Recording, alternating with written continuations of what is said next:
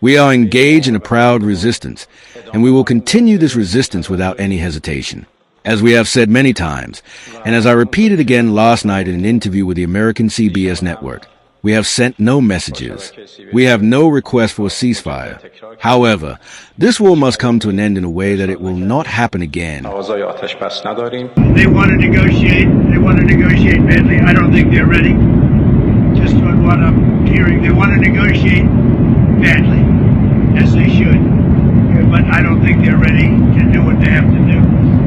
But I think they will be ready at some point. But we're doing very well with respect to that whole situation in Iran. Did Iran really ask for a temporary ceasefire, as Trump claimed? Tehran's top defiant diplomat finally answers. A furious Iran completely dumps Trump's negotiation claim, boldly says the war will continue until. Is the US president left completely red-faced? Araghchi brutally mocks Trump's desperation over the vital Strait of Hormuz. An emboldened Iran sends a chilling message directly to the entire world. The Strait of Hormuz is open only to. Does a truly desperate Trump actively beg NATO allies for help in the Strait of Hormuz but face brutal rejection? Officials in Iran have firmly rejected Donald Trump's public claim suggesting that Tehran currently wants to formally negotiate for regional peace. Iran aggressively countered Trump's claim and explicitly said that absolutely no diplomatic request for talks with the US were ever officially made. Instead, Iran's top international diplomat Abbas Araghchi stated the ongoing war actively fought with the US and Israel will definitively continue.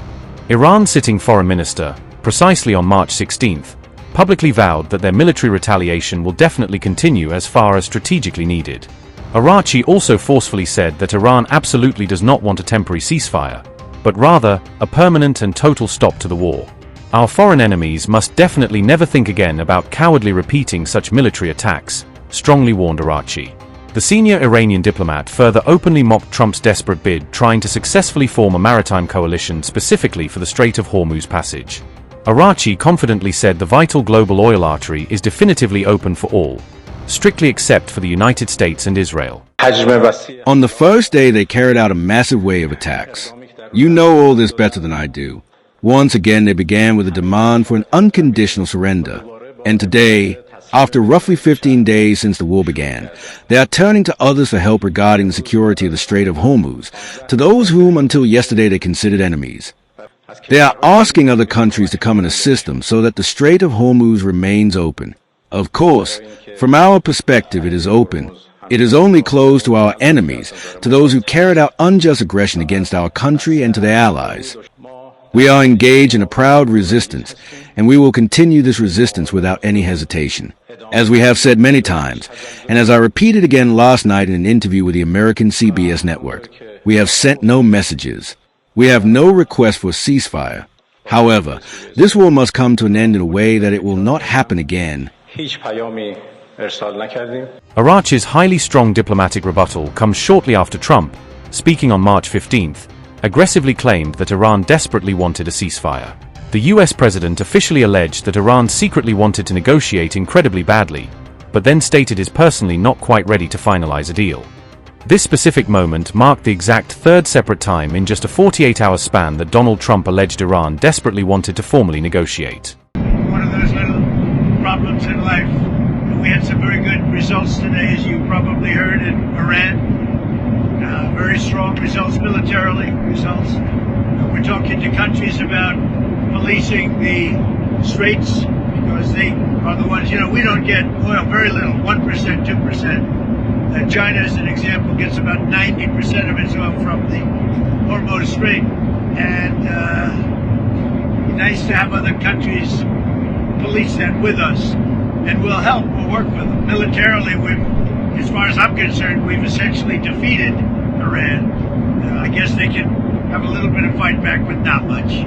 Not much. We've taken out their air forces, we've taken out their navy. We've taken out their air defense. There's no air defense whatsoever. We've taken out their leadership times 2 or 3. Might be 3. We'll find out soon. But militarily, it's been amazing. We attacked Karg Island, and we left just the one little area standing, and the standing part is where they have the pipes, all the oil pipes come in. and we can do that on 5 minutes notice. We have it all locked and loaded and ready to go if we want to do it. But we chose not to do it. I chose not to do it yet. We'll see what happens. They want to negotiate. They want to negotiate badly. I don't think they're ready. Just on what I'm hearing, they want to negotiate badly, as they should. But I don't think they're ready to do what they have to do. But I think they will be ready at some point. But we're doing very well with respect to that whole situation in Iran. We are talking to other countries about working with us on the policing of the Strait. And I think we're getting good response. If we do, that's great. And if we don't, that's great too. But remember, like as an example, in many cases, they're NATO countries. We're always there for NATO. We're helping them with Ukraine. As many, it's got an ocean in between us. Doesn't affect us, but we've helped them. It'd be interesting to see what country wouldn't help us with a very small endeavor, which is just keeping the Strait open. That, by comparison, it's small because Iran has very little firepower left. Their missiles are down to a low number. You see, they're shooting very few of them. You know why? Because they don't have very many of them. And because we've decimated their manufacturing capability. Likewise, the drones are way down. They're down to about 20% of what they had. Still have some. And they're pretty tough. But the drones are down, and we're starting hitting, as of yesterday, we're hitting places where they manufacture the drones. We think most of which we know where they are. So it's a very strong military operation, just as it was in Venezuela. We have the strongest military anywhere in the world by far, not even a contest. And I think people understand that. And we will finish the job. Meanwhile, the escalating United States and Israel war fiercely fought against Iran has abruptly plunged global financial markets into complete economic chaos. Iran's highly effective naval blockade restricting the strategic Strait of Hormuz has essentially forced Trump to rapidly turn to U.S. international allies for help. The U.S. president is urgently now calling directly on NATO international allies for actively policing the key global oil artery Strait of Hormuz. Trump aggressively threatened a potentially bad future specifically for NATO if those international allies eventually fail to adequately help the United States. But resulting in a genuinely big political setback directly to Trump, it increasingly appears NATO may definitely not be particularly keen to actively join his ongoing war against Iran. UK. Prime Minister Keir Starmer, speaking precisely on March 16th, clearly made it publicly clear that Britain will definitively not be drawn directly into the escalating war. Good morning. The conflict in Iran and across the Middle East is now entering its third week. So I want to take a moment to set out how we're responding to this crisis and standing up for the British people.